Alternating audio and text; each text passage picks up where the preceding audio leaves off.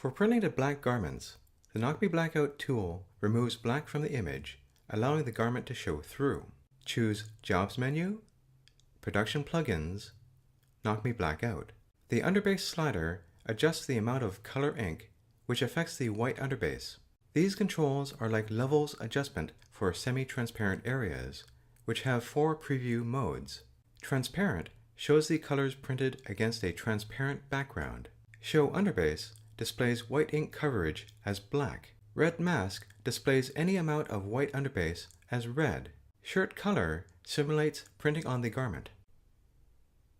For printing to color garments, the KnockMeColorOut tool removes selected colors from the image, allowing the garment to show through. Choose Jobs menu, Production Plugins, KnockMeColorOut. A maximum of 4 colors can be removed.